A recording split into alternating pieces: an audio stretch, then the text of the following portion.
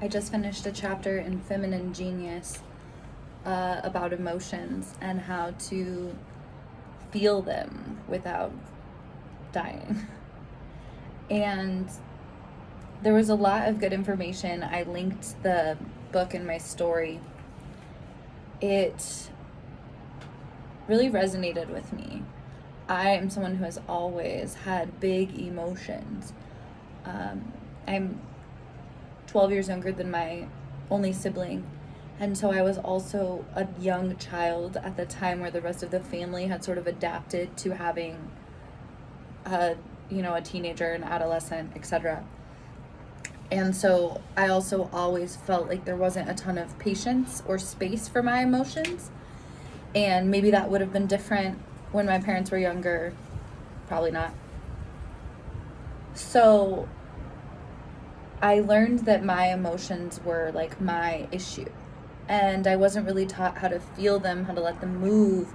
I would try to explain, I would cry, I would share, but I was often just like not understood, which resulted in me spending a lot of time alone then with my stuffed animals, feeling very misunderstood. In the book, she talks about how the course of an emotion, the lifespan of it, is 2 to 20 minutes.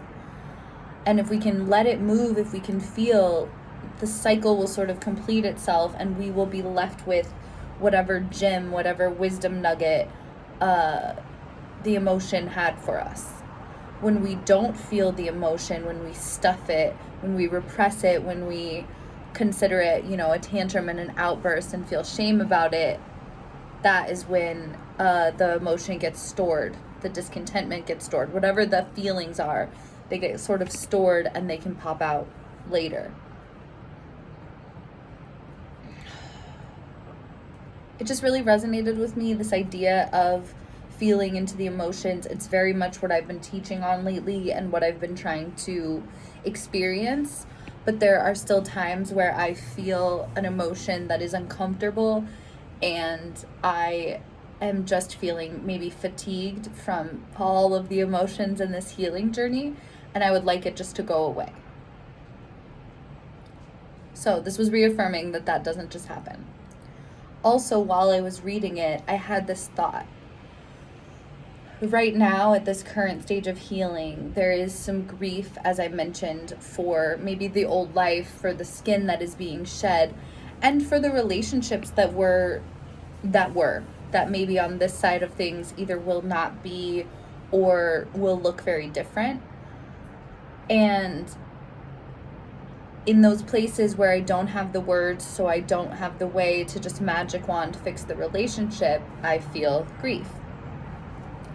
And today when I was reading about the emotions, I just had this moment of clarity that me worrying about the way my healing, my processing, my new life lens, me worrying about the way that impacts someone else is almost an attempt for me to revert back to people pleasing. It's almost a way for me to give my power away again when I am so much closer to holding all of my power and magic dear. When I let it be about someone else in my head, when I am concerned about how my emotions will impact someone else in a way that makes me feel like I need to shut them down or not have them, I'm losing the entire point of this journey forward, this shedding of the skin. And so our emotions have wisdom nuggets to teach us. We are in charge. We get to reparent, we get to re-explore and redefine how we want to feel our emotions, how we want to catalog them, how we want to pull productive truths from them. But we also continually release control of the impact our growth, our boundaries will have on other people.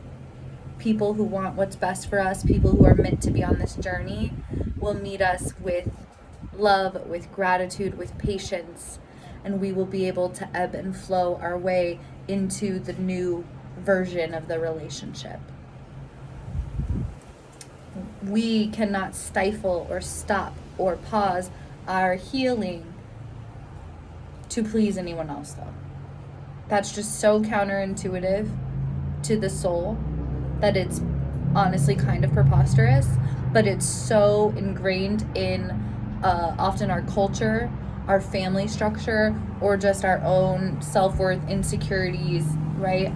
If I'm the fixer, if I'm the pleaser, now I'm taking on the ultimate challenge of fixing and pleasing myself. And it's very easy for me in those moments of challenge or these moments of real growth for me to start being concerned about how my fixing and my growth impacts someone else.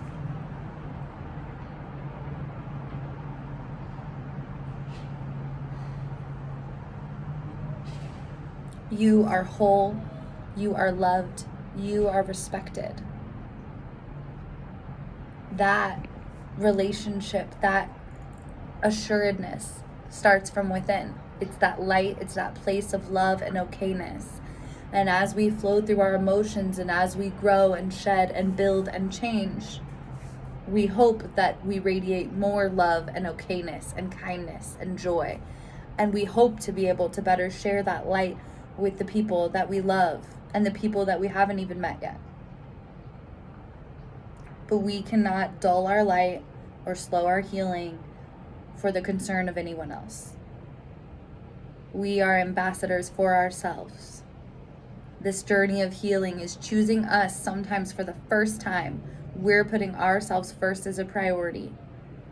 And we have to maintain that, live in that, feel into that. Even when it feels a little scary or it feels a little bit like we might be letting someone down who we've spent our whole life trying to please. We are enough exactly as we are. We give up the need to please. We trust instead that by being connected to our soul and to our authentic selves, we will bring joy wherever we go. It was much more challenging to think about bringing joy to others while I was carrying my Santa sack of baggage and bullshit around everywhere. Now, when I show up, I am calm, I am steady, I am connected to self. And that means less performance, and that means far less people pleasing. But the person I've sought to please my whole life and have never been able to, that was me all along. So here's to honoring self. Here's to moving through the emotions for 2 minutes, for 20 minutes, for however long it takes. And here's to always trusting that this journey, this pursuit of contentment, this pursuit of self is not selfish, but it is the bravest fucking thing we can do.